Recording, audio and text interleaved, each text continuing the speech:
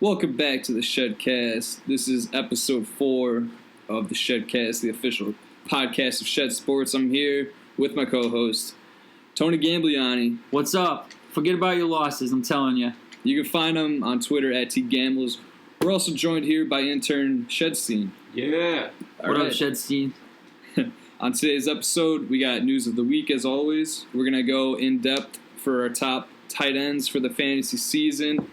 We got a breakdown of the AFC West. There's a lot of good fantasy players in the AFC West, so that's going to be important for you. A whole 2 teams worth. Yep. And then we're going to go over the stereotypical league members. You might find this a little funny. And then we also got another segment. Our good friend Hunter is going to call in. We don't really know what the hell he's going to talk about. But yeah, we're going to see what happens. All right. Let's do this shit. Let's do it.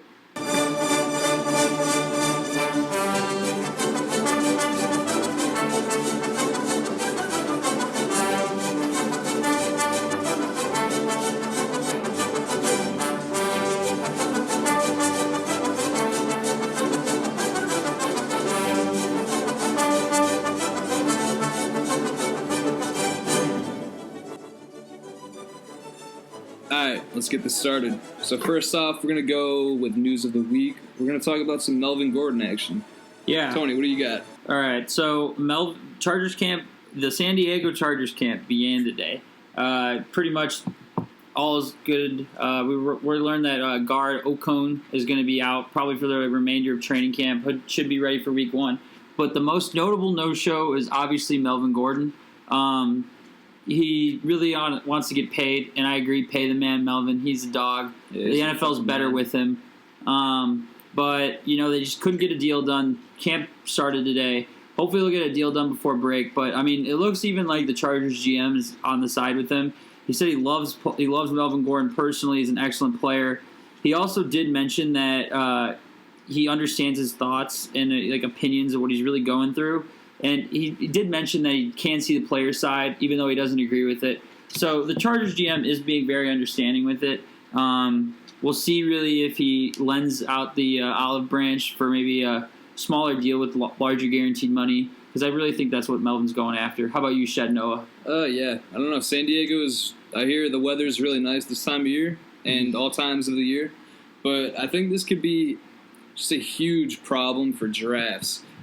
As we saw last year with Le'Veon Bell, he sat out. Nobody was expecting him to sit out the entire season. He was a top 3 or 4 pick. Sometimes top 1. Yeah, if you drafted before Labor Day and he fell to you at 3, it was a blessing. So, yeah, he was definitely a top 2 player going into the season last year. Yeah, so this is very concerning. If he doesn't sign going into the season and he sits out the whole season, this is going to fuck over a lot of people like it did Le'Veon did last year. Do you think who do you draft out of that backfield? Who do you think is going to be the bell cow? Because I got a different answer than what you're going to say, I think. I got to go Eckler. I think Justin Jackson will be a great running back for the Chargers. Last year, if Melvin sits out. Yes, okay. If Melvin sits out, Eckler did lead the league in yards per touch, and I'm pretty sure he led the league in running backs or routes or yards per route ran. So he's a definite, really solid player out of the backfield. But if you're looking for the rushing carries, it may be a couple catches here or there. I think Jackson's definitely the guy you should target in your drafts. He's going really late right now. We're seeing Eckler's ADP jump probably to about the 8th or 7th round, depending on your league size. Jackson's a lot further behind him. He's going at the same guy, around the same guys as Peyton Barber. So who'd you rather have? Peyton Barber and Jackson are sitting there. You got the 12th pick. I would still have to go with Eckler. In a PPR Eckler's already been picked. Oh, who are you taking? Oh, yeah. You're taking Jackson. Yeah, I'm taking Jackson. Exactly. So, but in a PPR format, I think Eckler will outscore him. If Melvin sits, I think Eckler will be the top scorer out of that backfield. But I just want to go over the scenario that he doesn't sit. If he doesn't sign later drafts in the year, you could probably pick him up late first, early second, and if he ends, big risk reward. Yeah, exactly. It's going to be very risky, but if you take him and he signs and plays that could be a league winner for sure. Yeah. All right. You want to make a bet? Yeah, let's make a bet. I don't care. You got a deal already. I don't know what the bet is, but you got a deal. Let's do our fantasy scoring, so half-point PPR with some bonuses, which we recommend. They really bonuses are fun. They reward your highest playing or producing players. So in our league scoring, I bet you Jackson has more fantasy points than Eckler. What do you want to bet? Are we assuming that Melvin sits or no? Yeah. Okay. If Melvin sits. The bet's only if Melvin sits the whole season. So when we're in Vegas over right around Thanksgiving, you all should come out and support. We'll go live from the Mirage on Sunday for the NFL. Loser has to put a $10 bet down on whatever number they want in roulette. So it could be a $360 thing, but you have to spend it. All right, we're shaking hands right now. That's a deal. At Thanksgiving time, whoever has more fantasy points will owe the other $10 in roulette credit. And that is the deal. We'll record it live. We'll see who wins that one. Potential to win $360. Love roulette. Love it. Love gambling. So in other news, we see that the Texans began camp with Nuck Hopkins on the pup list. The physically unable to perform. The one pup / good boy you don't like. Yeah, this is the pup you don't want. Yeah. So Hopkins is your guy. Take the floor. He's my boy.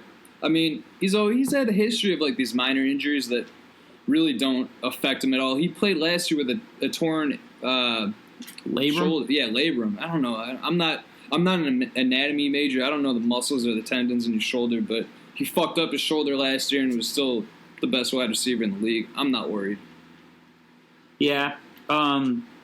I mean, with the pup preseason list is a little bit different than the regular season one. Yeah.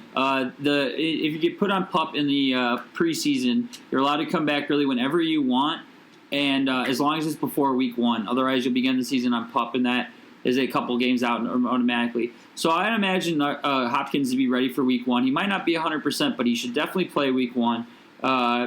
This worries me. This could worry you a little bit if you're drafting pretty soon, but I wouldn't let it. Don't let it affect you. Yeah, I wouldn't let it affect you either.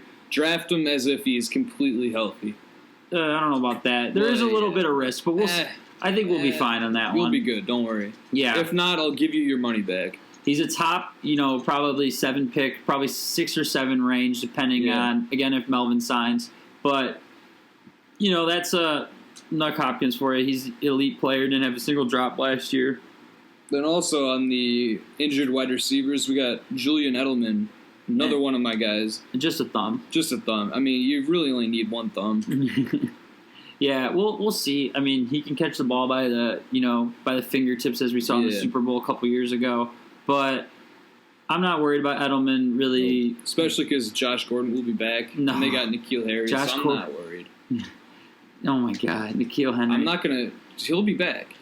Okay. Josh Gordon – that's another bet we'll make. Josh Gordon won't be back by the end. He'll be back, but he will probably only play like 2.5 games. And then at halftime, Roger Goodell will come out of the locker room and be like, Josh, you got to leave. We'll see. He'll drag him off the field by his ear. We'll see. We'll see. I wouldn't be too worried about Edelman. Again, we see a lot of these preseason injuries that get blown out of proportion because the media really wants there's really nothing else going on. Yeah, too, so the report. Training camps did start across the country a lot today. Yeah. My Bears start, hopefully the day you're listening to this tomorrow being Friday. Really excited. We went there last year with ShedCast, right? Yep. That's what we like to hear. Going again this year. Yes, we are. So great time. Training camp's always fun. So we'll see a couple of these injuries pop up. But unless it's something torn or broken, I really wouldn't be too concerned. So in other news, though, really in kind of related to Josh Gordon with suspensions, is Taylor Lewan is facing a 4-game suspension for an unknown substance he said that he didn't know he took.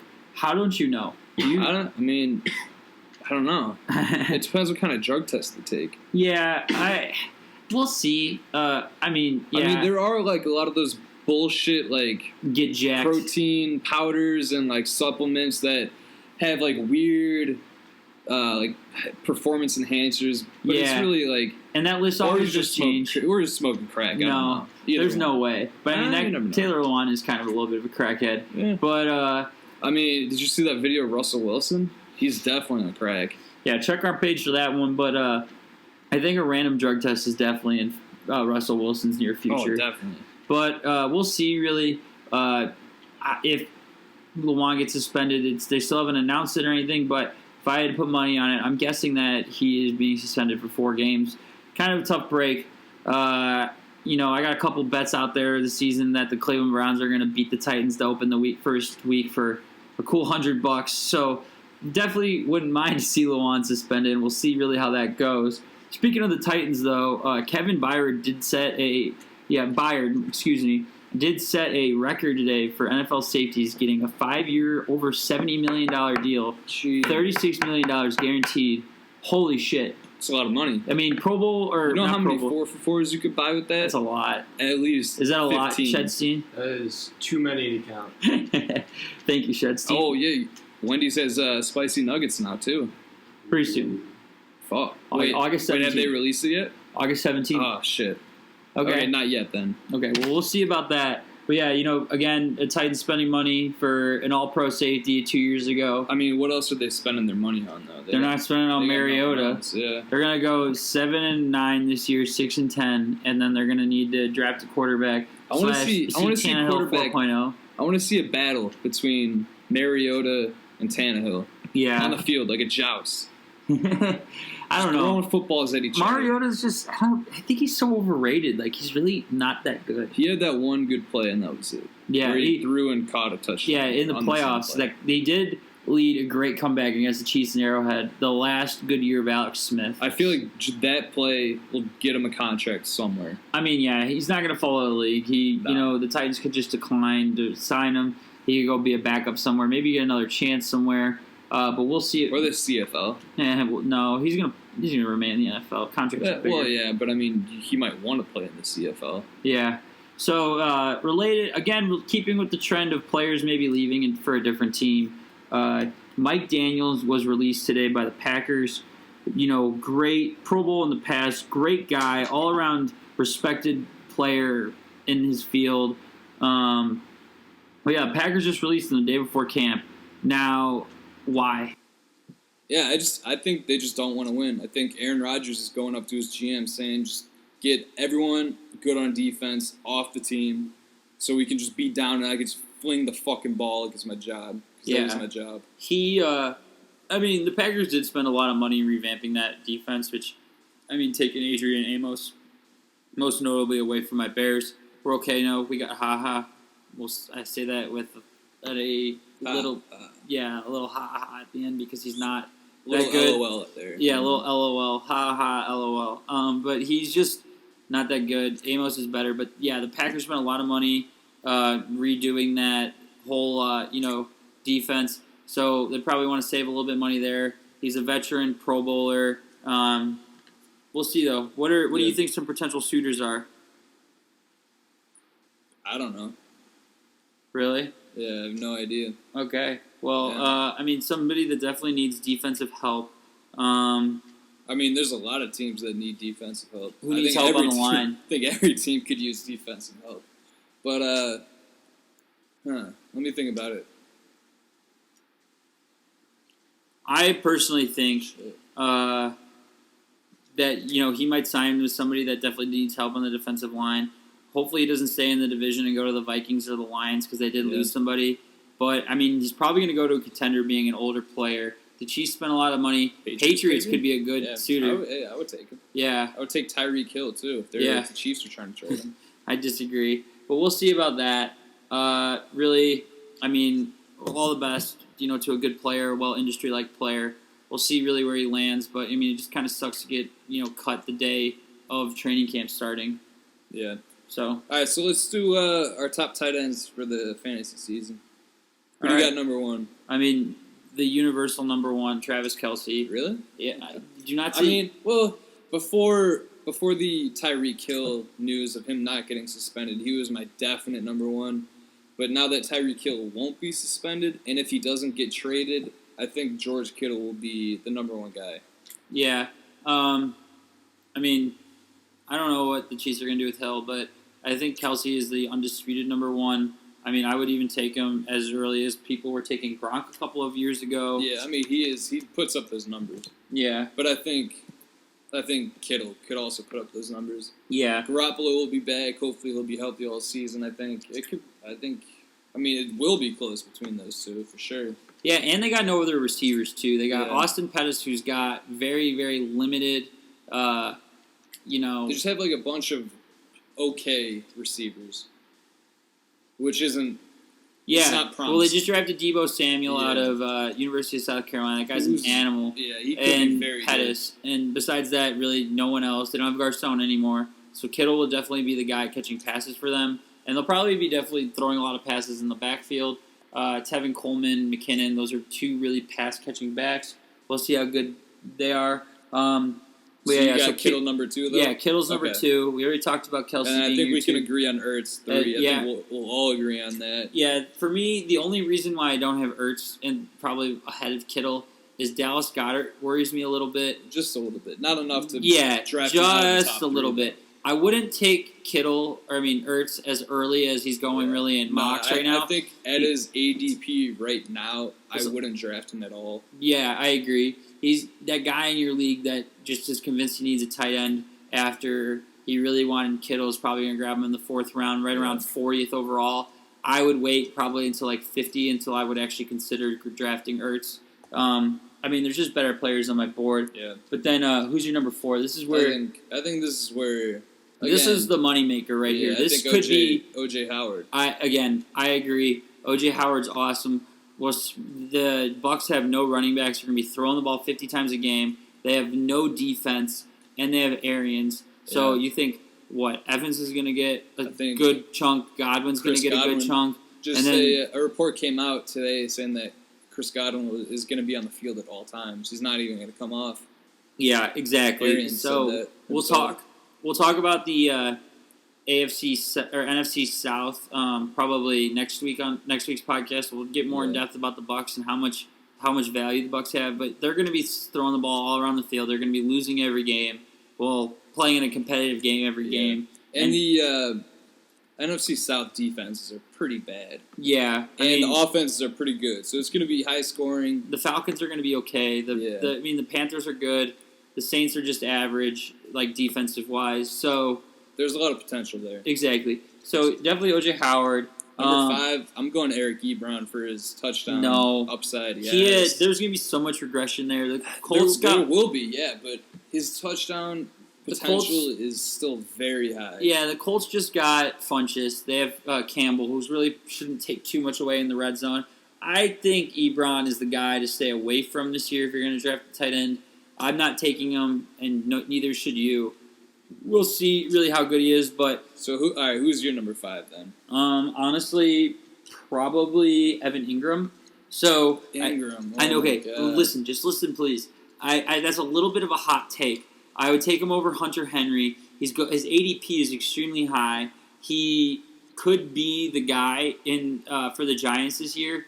They got Golden Tate and a guy who will never be good in Sterling Shepard, and they're just going to need to throw the ball because, again, they're going to be losing.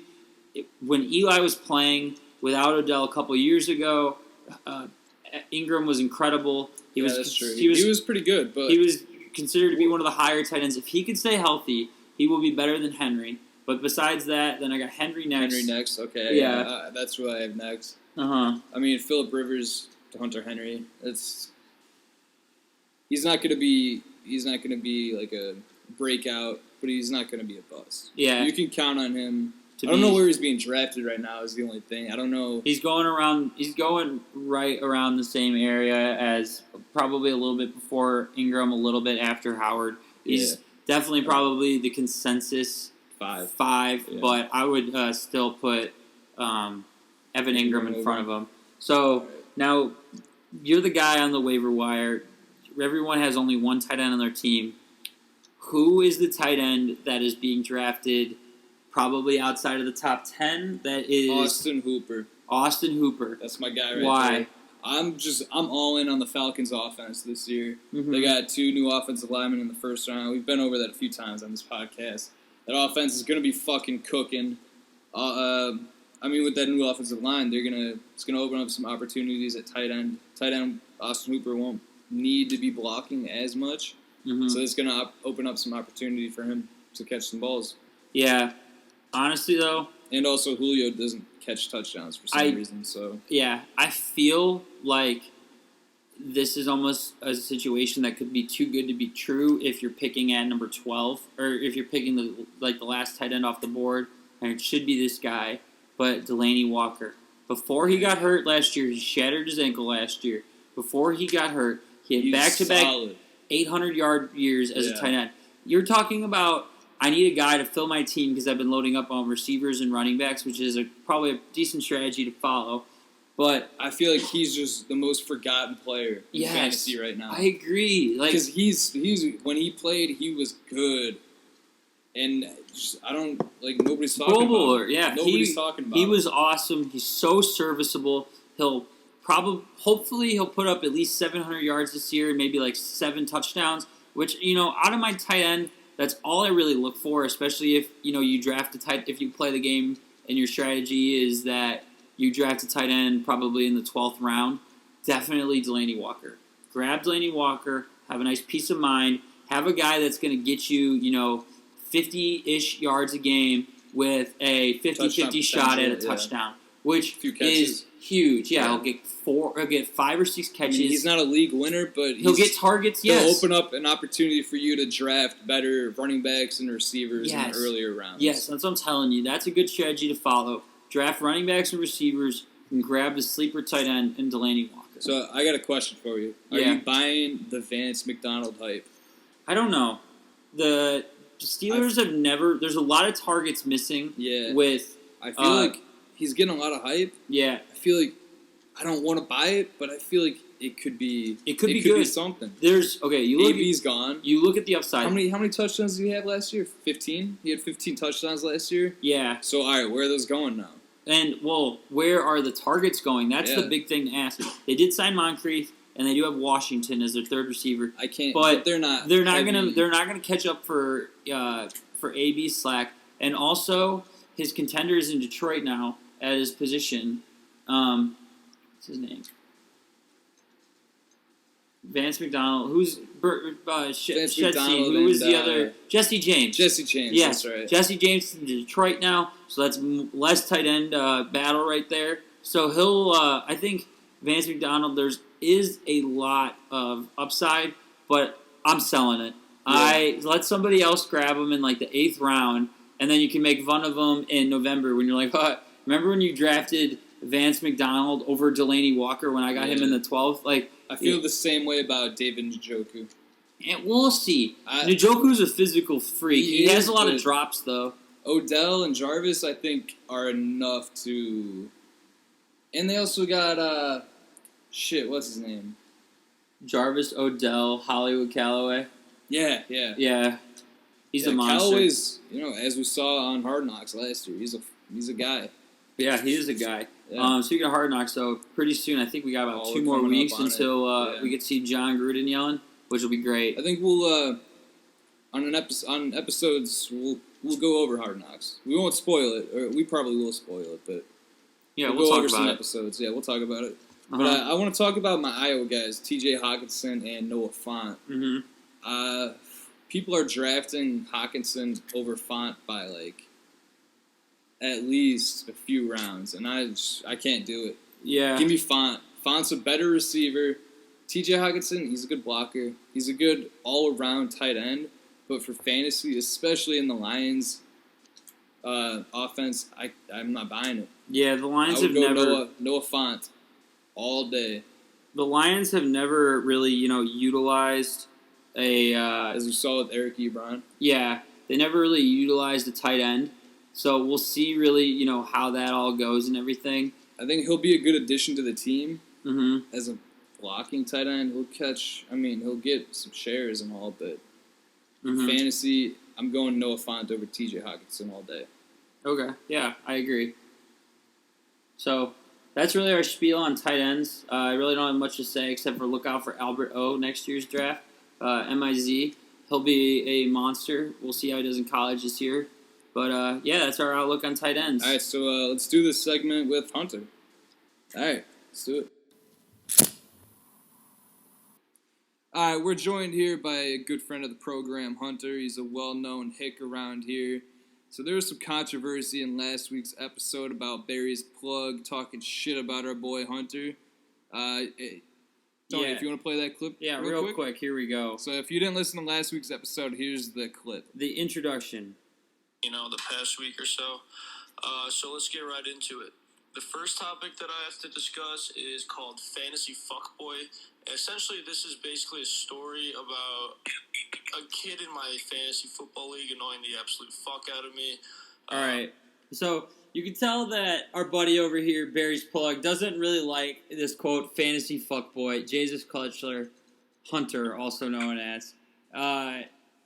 So if you went on or listened to the rest of the clip, you would found out that this fuckboy is trying to deceive our league and make Barry's plug not draft Saquon, which is just a load of shit.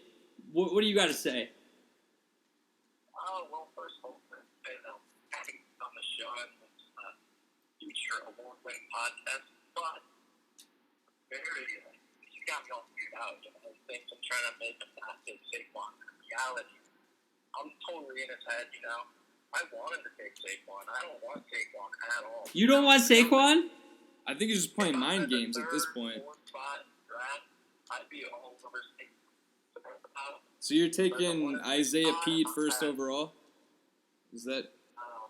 Oh, wait, no, he's going to take Melvin. Who do you got? All right, if you have the number one pick, who are you taking? Right now, I'm leaving McCaffrey or Elliott. Get the fuck out of here with McCaffrey. You actually would take McCaffrey over even Kamara? That's like me saying you should take Josh Gordon in the second round, which, wouldn't be a bad pick. Well, the thing is a couple weeks ago, I was all over Kamara. I would have taken him one, because I was looking at the market share. He only gets about 50% of the snaps. I thought I would change with him from Leva, but Ivan Silva, he's actually all over Latavius Murray. He's drafting him way higher than all the other experts. So I'm thinking the market share is probably going to stay around the same for tomorrow. So that's just a question mark I'd rather not go with. If you look at McCaffrey's snaps, his snaps are unbelievable. He's on the field every single play in the game.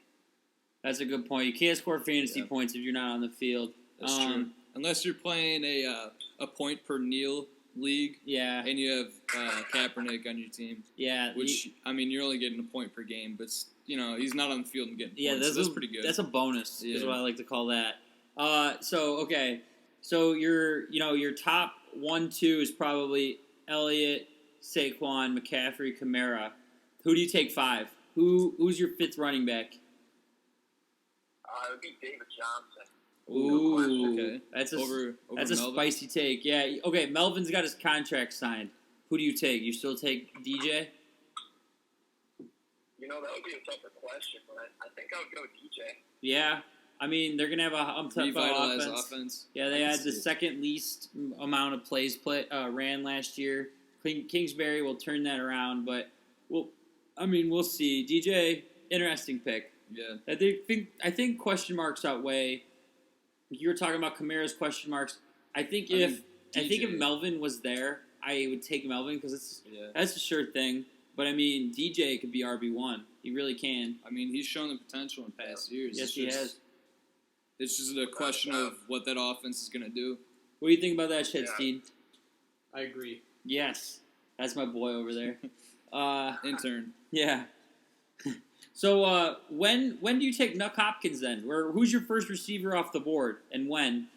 DeAndre Hopkins for sure. Probably taking him at 7.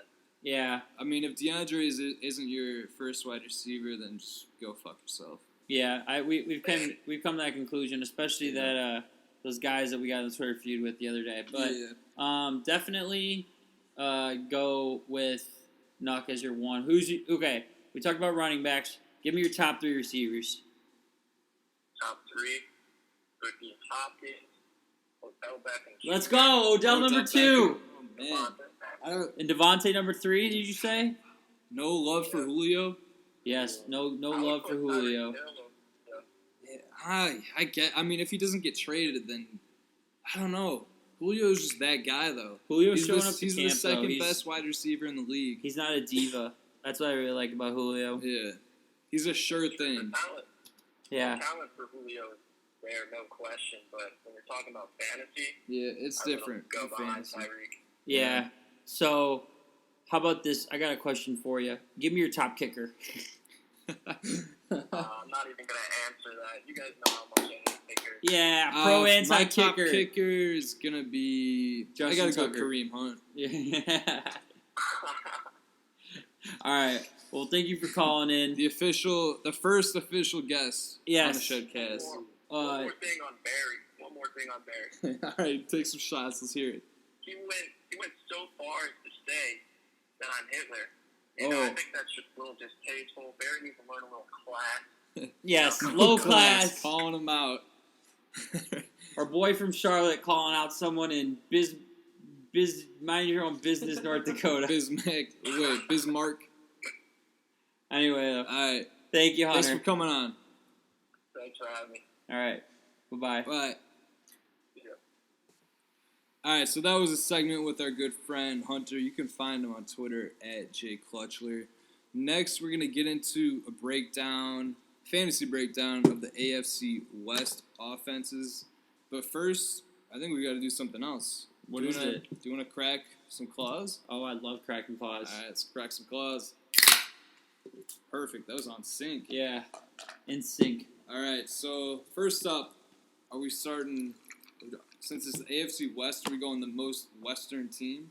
Yeah, we can. So, all right, most, not geographically, but, most, Western, old Western town, you know what I mean? So Denver, because they're the Broncos, they used to ride with Cowboys, you know?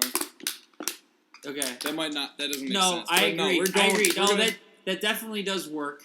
We'll do that. I got an idea how we'll do it. All right. So yeah, we'll start off with the most Western themed team, the Denver Broncos. And then last, we'll go with the Chiefs. The Cowboys killed all the Native Americans. Yeah. Thoughts and prayers. Okay. So, anyway, the Denver Broncos, really nothing on the quarterback side. Stay away from Flacco. Maybe draft Locke in a dynasty league. Yeah, dynasty. But Locke is a good pick. I nothing. think Font could be serviceable in redraft. And dynasty, again, definitely draft him. Yeah.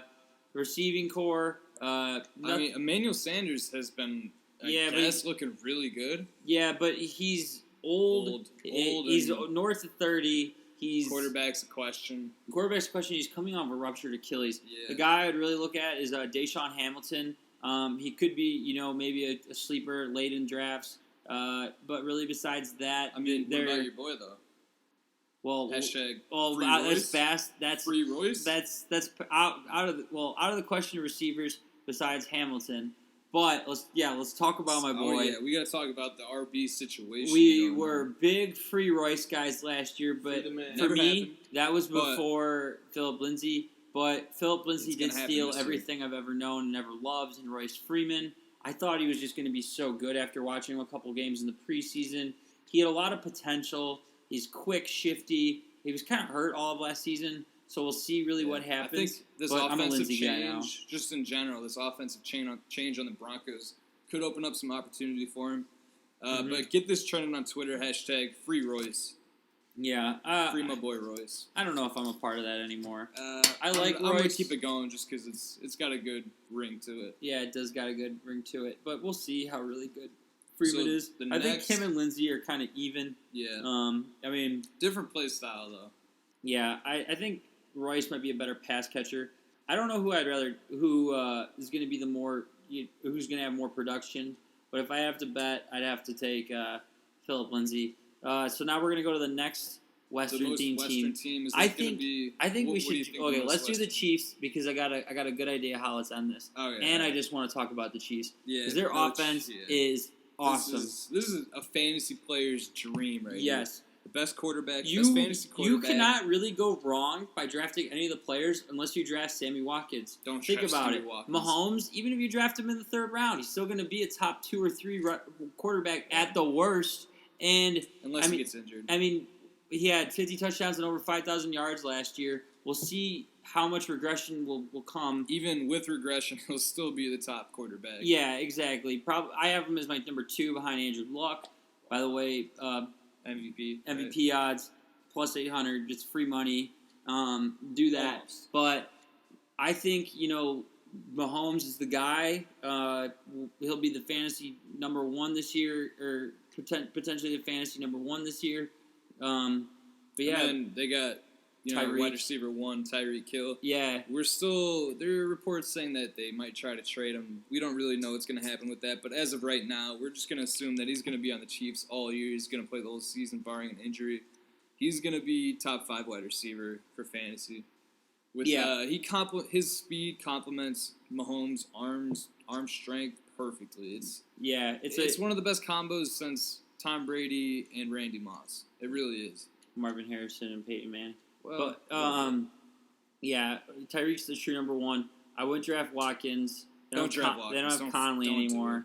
No, really, the rest of the receiving core is iffy. How do you feel about Damian Williams? I like Damian a lot. He could be really good. He's comparable, I'd say, to Marlon Mack. Yeah. Who we talked about earlier. He's one of those guys who's not like a big name running back. But he could have big numbers. He's going to put up big numbers. He's a guy that, in some inexperienced leagues, they'll ask you, who'd you just take in the second round? Who the fuck is Damian Williams? I don't know. I would take Damian Williams probably in the middle of the second round. Yeah. Maybe even later. If you can get him in the third round, if you can get him around the turn of the second, third round and pair him with one of your already elite running backs, wow, you got a squad. So I really like Damian. He's a guy I would really, consider drafting, and probably don't reach on him. But if you can get him at around 20, 24, I'd say late second round would be. Yeah, 2024 would be a really solid draft pick. Do you think Carlos Hyde will be No, next question. All right, next question. So we talked about Travis Kelce a little bit earlier. He's your number 1 tight end. He's my number 2 tight end. I mean, he'll be a top 2 tight end. You can take that to the bank. Yeah, I agree. Kelce's a guy that you could draft in the middle of the second round. Really, the Chiefs got 3 guys that are takeable. He's like having a top 7 wide receiver at the tight end spot. Exactly. And that, you talk about differences in position between an elite running back and then mid-tier. Basically, baseball does WAR, but if you think about it, Kelce is putting up at least 12 points a game, and then other average tight ends are putting up 6 or 7. That's colossal. If you could have that difference in any other position, you take it every single time. So why aren't people drafting Travis Kelce? Fuck, it even makes sense to take him in the first round, and you could justify it. That's how good Travis Kelce is, and the numbers he could put up, especially if Tyreek Hill gets traded. You don't draft on players to be traded. I've learned that lesson before. But Kelce just has so much potential as it is that you could take him with the 12th pick or 14th pick, and that would be the end of your first round, depending on your league size. So Kelce's my dude this year. Yeah. I'm thinking about taking him at 12, 13 in our draft this year in the in-house Shed League. Pretty reasonable. Yeah, he's like a reincarnation of Rob Gronkowski. Yes, putting up those numbers. I would draft him where people were drafting Gronk a couple years ago. Yeah, in his prime. Mm-hmm. So let's move on to the next most Western team, which I think would be the Raiders. Yes. Okay, perfect. So at least we can agree on that. Yes, the Raiders. But probably for not the same reason. Yeah. I don't think the Raiders really got too many draftable players other than himself, Derek Carr. Derek Carr is going to be an absolute monster this year. He could be a guy that you grab super late and he pans out. Yeah. He always puts up a good amount of yards, but his touchdown to interception ratio has been a little shady the past few years. But with AB is a touchdown magnet. Yeah, I agree. And their running back situation is interesting. They still have Jalen Richard, who is going to be a solid pass catcher. But they did draft rookie Josh Jacobs, who it was going to be a report to camp on time. We'll see how good he is. I don't think Doug Martin might make the team this year. They do have AB. They do have Tyrell Williams, who I wouldn't really consider drafting. But Hunter Renfrow is an interesting guy that they have as potentially being their wide receiver 3. He was pretty solid at Clemson. I'm kind of shocked the Patriots didn't draft him because he seems like the perfect mold of Wes Welker 3.0, being that Edelman is Wes Welker 2.0. But yeah, that kind of excites me. They have no one you've probably ever heard of, maybe besides Luke Wilson at tight end, and that was an early season hot pickup last year when he was catching passes from Russell Wilson. But really, no one at tight end. That really kind of worries me a little bit, but that's just more production for the receivers. AB, another guy we keep mentioning about the second round. The second and third round are really where you win your draft. Anybody can take anyone in the first round and pan out, but you look at drafts in the years past. I'm looking at mine right now, and guys like Devontae Freeman were taken, AJ Green, Jordan Howard, Jerick McKinnon. Those were all guys. Adams was good though. Yeah. We're all talking about guys that were busts in the second round. Antonio Brown has got a really safe floor. He's definitely probably one of the most safe picks being taken in the second round. McCoy. What did I say? LaShawn McCoy? No, I don't know if you said that. I'm just looking at Shady was taken now. last year. LaShawn McCoy drafted in the second round. Antonio Brown is the guy that's getting drafted in the middle. Bust. He could be really solid, to pair up with a nice running back. If you go, who knows, Melvin him, DJ him, that's, something I'd really be happy with. But besides that, the Raiders really don't have too much to write home about. Yeah. Derek Carr is kind of I said he was a monster, could be a monster. He definitely could, but he could also be a huge bust. So there's, there's a high variance there between who could be good, who could be bad. But the safest player on the team is the obvious one, and that's Antonio Brown. And he'll be, what do you think? He'll be a top 7 fantasy receiver, too. We'll see. I mean, those numbers are going to dip, but they're going to get him the ball. They didn't make him the highest paid receiver in the league. He's one of the best receivers in the league next to Julio Jones and DeAndre Hopkins. Skill-wise. Skill-wise. But skill and fantasy talent is different, but skill definitely translates a lot in fantasy. Mm-hmm. No matter the quarterback. Even though, a Big Ben to Derek Carr, I feel like that's less of a drop-off than people think it will be, but it's still definitely a drop-off. Yes, I agree. So... Do you want to move on to the least most Western team? Okay, so why are they your least most Western team? So their logo is a lightning bolt, right? Yeah. California doesn't have any clouds because it's always a drought there. Oh. So and it's more of like a earthquake area. So their natural disaster is an earthquake, not And they're not lightning. Western because of that. Yeah. Well, because west, California's in the west. Okay. I thought you were gonna go a little bit more since you're an engineer, a little bit that more field. I'm saying that they're the least Western team because they have electricity. How many Westerners didn't have electricity? So, if you go amongst the timeline, that's why they're my most West team. So, we're just drawing conclusions here. But I love the Chargers. They're my they're my favorite team in the AFC. Phillip Rivers is one of my favorite players just because he's a tough-ass son of a bitch that just chucks the ball. 18 kids or something. Yeah, he fucks. Yeah, so congrats on the sex. Yeah, and sex trophies. So I really like, Rivers. He's might have a little bit of fall off from last year. We'll really see though.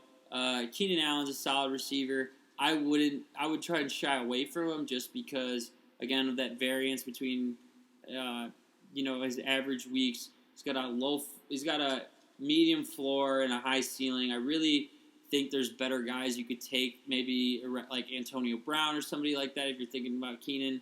But he's the toughest guy that wears a hoodie in the NFL under his pads. I really like Keenan, not taking much away from him, but I would try to shy away from where he's going in drafts right now. He's probably about going around 15, 18 range. If you can get him around 20, 25, that'd be a solid pick. But in other news, Mike Williams is the guy that a lot of people are saying is their sleeper of the year. What do you think? Yeah, I can see it. Hunter Henry will be back. There's going to be more mouths to feed there. Yes. But just in general, Phillip Rivers, he's a slinger. Yeah. In every sense of the word. See, you mentioned Hunter Henry, and that's the reason why I don't really like Mike Williams as a sleeper this year. There's other guys you can grab, maybe like Tyler Boyd, or someone maybe a little bit more valuable. Marquise Goodwin, if you want to go deep sleeper. Yeah, so that might be a little bit too even high for Marquise Goodwin, but that's somebody that I would really really think about. Michael Williams worries me a little bit. We'll see really how that all pans out. I like Henry. I think he's a solid mid-tier tight end that'll give you a good amount of points. Yeah. But we'll really see about that. I mean, yeah, so the Chargers are one of those offenses that have, a top guy at every position. Yeah. Phillip Rivers. We'll see. And we touched on Melvin earlier. We talked about them earlier, so we really don't have to get too much into it. But, again, I have Justin Jackson. You have Eckler, and we'll do it after week, I think, 11 it is when we're in Vegas, is when we'll conclude our scoring. Yeah. I mean, if Melvin plays, grab him with your 5th pick and be hanging out. My point is it's going to be a very productive offense. There's going to be a lot of opportunity for all positions there. But, I mean, at the end of the day, there's only one ball. Yeah. There's only so much to go around. It'd be awesome if they put with 2 balls. That would be pretty cool. Yeah. So, really, the Chargers are fun. Good team, great defense, good special teams. They'll have a couple punt returns this year. Their defense is a defense I'd consider holding on Desmond for 2. King, former Iowa Hawkeye. Yeah, exactly. And they have Derwin James, Melvin Ingram, Joey Bosa. That's a really good defense. That's one that you definitely should roster at all times. A lot of people saying that they could win the Super Bowl. Yeah, we'll see though. I hear that every year. Yeah. At this point, I'm just like, okay, no, it can't happen. I agree. So yeah. We'll so see. do you want to get into the stereotypical league members segment? Stereotypical. All right, so this is gonna be our last. All right, segment. let's do a draft. You pick 3, I pick 3, alternating. Right. You go first. Pick your favorite guy in your league. So, number 1, I'm kind of this guy, the draft guy or the trade guy. Yes. So I'm always just trying to make trades, whether they're good trades or bad trades. I'm always trying to look for a deal. And I'm always trying to look for the better deal. So, I mean, I kind of get a bad rap trying to send some pretty shitty deals out there. I won't lie. But, sometimes they go through. So, in 2017, I traded Des Bryant for Mark Ingram straight up. That helped me win the league. That year, I also traded Alex Smith and Will Fuller for Zach Ertz. For Zach Ertz. I don't know how you got those trades. Those were absolutely ridiculous. Time. Yeah. A lot of trading is right place, right time.